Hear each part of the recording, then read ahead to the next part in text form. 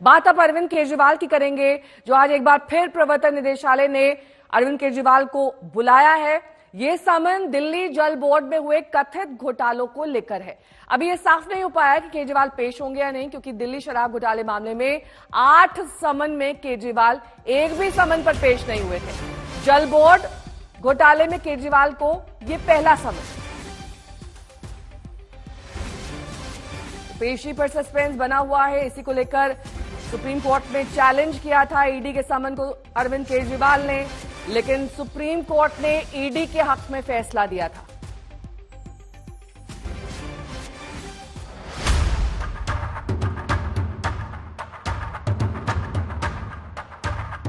अरविंद केजरीवाल हाजिर हो। जी हां, प्रवर्तन निदेशालय ने एक बार फिर दिल्ली के सीएम अरविंद केजरीवाल को बुलाया है।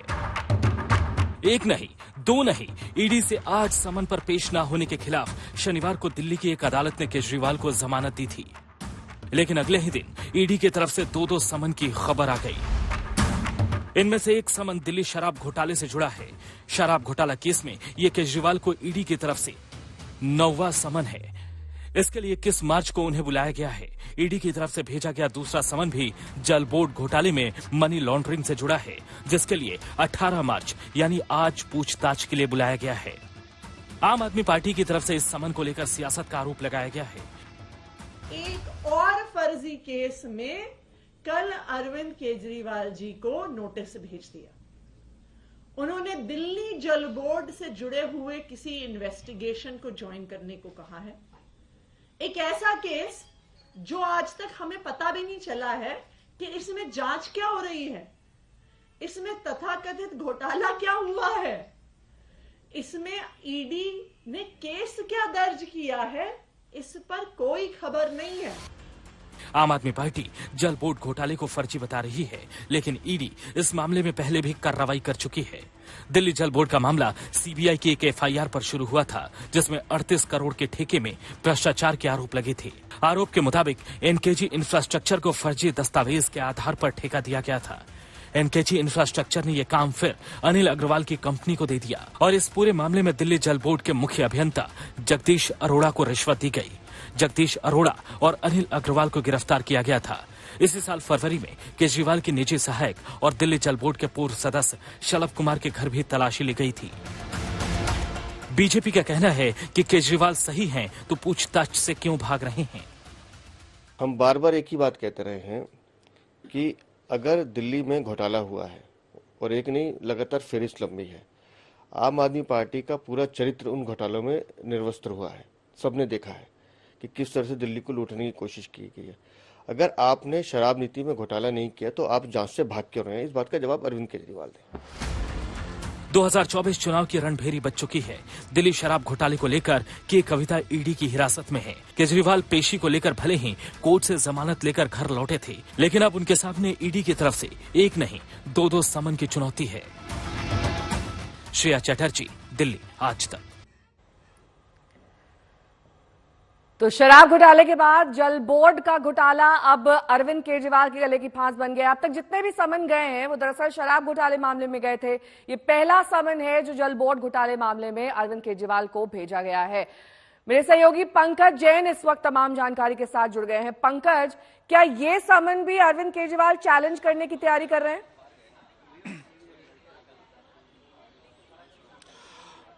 बिल्कुल नेहा, देखिए हमारी नजर लगातार बनी हुई है मुख्यमंत्री दफ्तर के उस संदेश पर जो हमेशा भेजा जाता है इसी समय के आसपास, और नवंबर से लेकर अभी तक अरविंद केजरीवाल को शराब नीति मामले में 9 समन भेजे जा चुके हैं। लेकिन ये पहली बार है जब जल बोर्ड के मामले में उन्हें पहला समन भेजा गया है, और फरवरी के महीने में ईडी ने बड़े स्तर पर इस मामले को लेकर रेड भी की थी, कुछ गिरफ्तारियां भी की थी। हालांकि आम आदमी पार्टी ये कह रही है कि वो इस पूरे मामले में ईडी से जानना चाहती है कि मामला क्या है, अरविंद केजरीवाल को आप पूछताछ के लिए क्यों बुलाना चाहते हैं। इस वक्त हम मुख्यमंत्री दफ्तर के बाहर ही मौजूद हैं नेहा, और सबसे अहम बात यह भी है कि हमने एक के बाद एक नए घटनाक्रम देखे हैं शराब नीति मामले में। पहले अरविंद केजरीवाल ने ईडी के समन को गैरकानूनी बताया, फिर उसके बाद ईडी खुद कोर्ट पहुंच गई और फिर हमने ये भी देखा कि अरविंद केजरीवाल ने पेशकश कर दी कि वो वीडियो कॉन्फ्रेंसिंग के जरिए पेश हो जाएंगे। लेकिन अब ये नया मामला है, नई कानूनी चुनौती आम आदमी पार्टी और अरविंद केजरीवाल के सामने है। लेकिन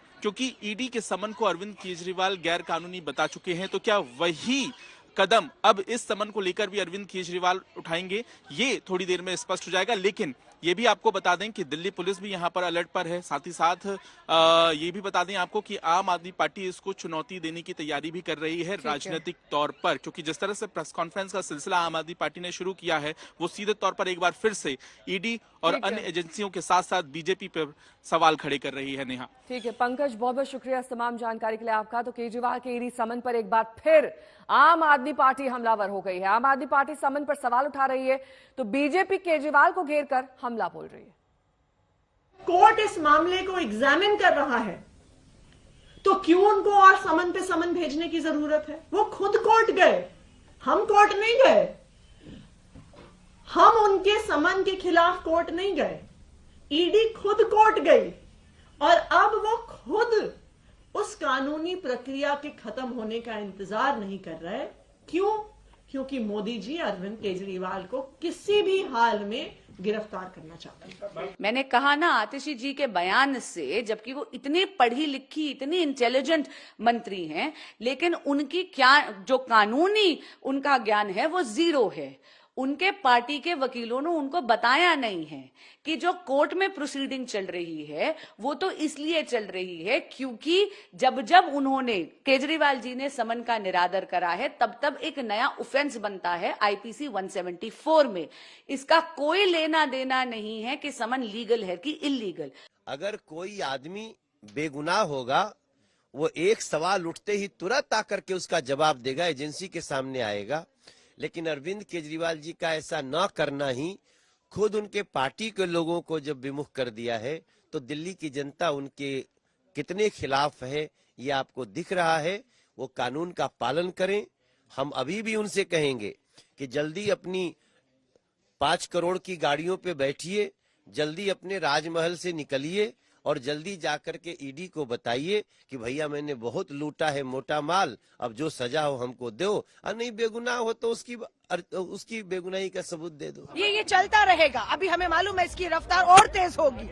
बीच चुनाव में आपको मालूम है, एक तरफ प्रधानमंत्री जी सभाएं करेंगे, दूसरी तरफ विपक्ष को कुचलने की कोशिश होगी। ईडी के माध्यम से उन्हें घंटों बिठाकर पूछताछ करके समय बर्बाद करने का एक विफल प्रयास होगा। राहुल जी ने कहा 55 घंटे ईडी ने उन्हें बुलाया, पूछताछ की, 2 साल होने वाले हैं, क्या हासिल हुआ? कुछ भी नहीं। तो लोग इन खेलों को समझ चुकी है पूरी तरीके से। मुद्दा महंगाई है, मुद्दा बेरोजगारी है, मुद्दा महिलाओं के प्रति बढ़ते अपराध है। इस पे कोई जवाब केंद्र की भाजपा सरकार के पास नहीं।